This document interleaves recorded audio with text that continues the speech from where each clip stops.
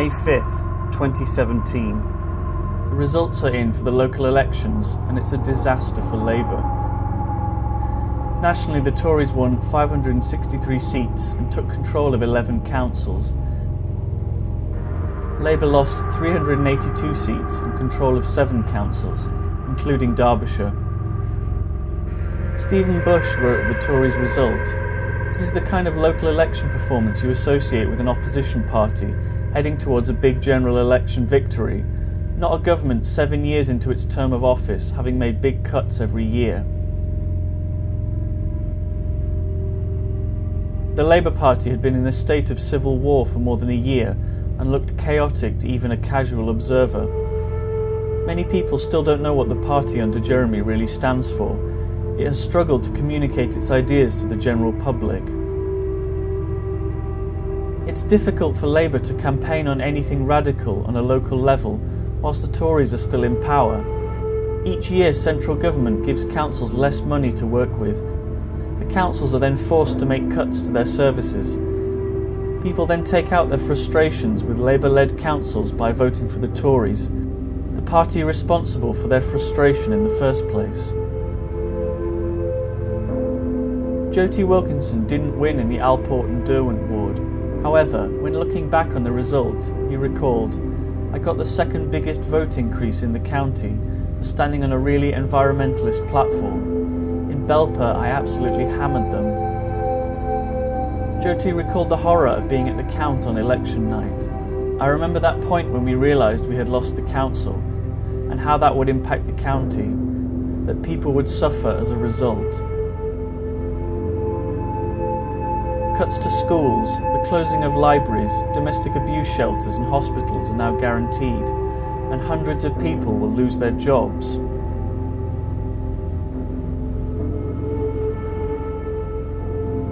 Despite heavy campaigning from the local branch in his ward, Labour councillor John Owen lost his seat to Peter Makin, a Tory whose election flyer promised to, quote, "help fight the closure of Belper's Children's Centre by the Labour-controlled County Council," unquote. The spectacle of a Tory candidate running on the damaging effects of cuts was absurd.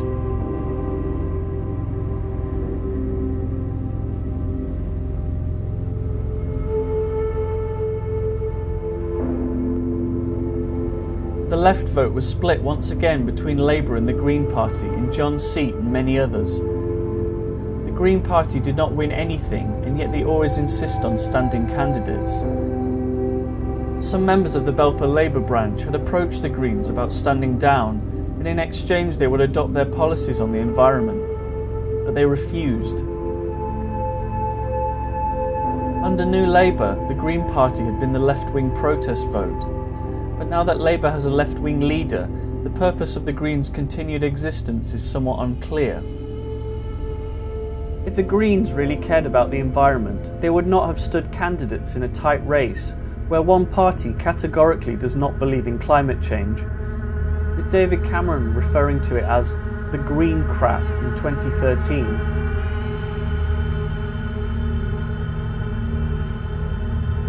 The Tories have also begun a nationwide programme of fracking,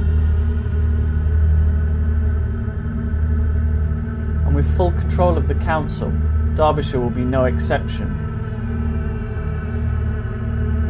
Despite extensive evidence of the damage that it causes, including earthquakes, water contamination and pollution. This Derbyshire landscape is now in great peril.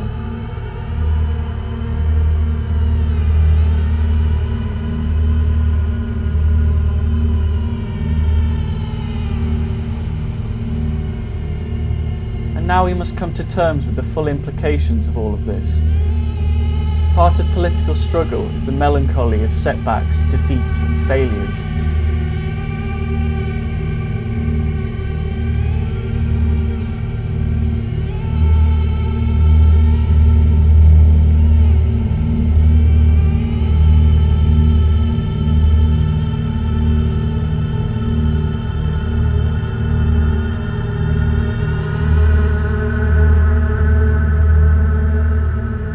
It's hard not to feel exasperated with the general public.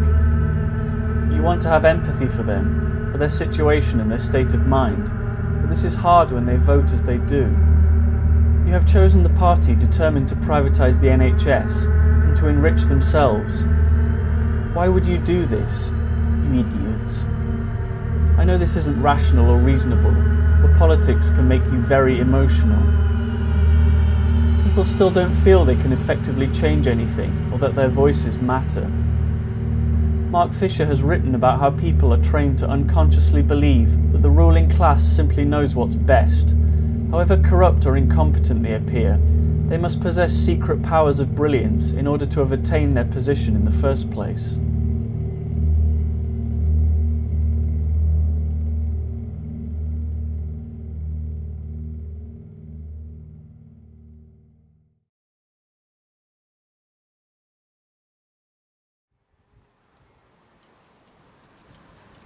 There is now a great worry that the planned state-of-the-art care home and library, which was due to be built in the centre of Belper, will now be scrapped.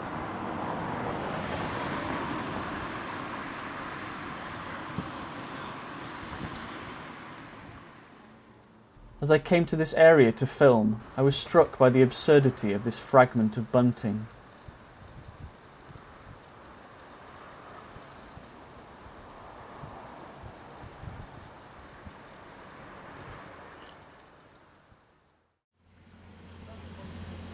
On June 26, 2017, it was confirmed by former councillor John Owen that the building would still go ahead.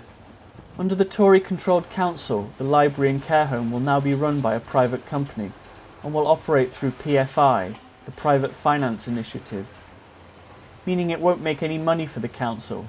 Instead, all the profits will go to the private company.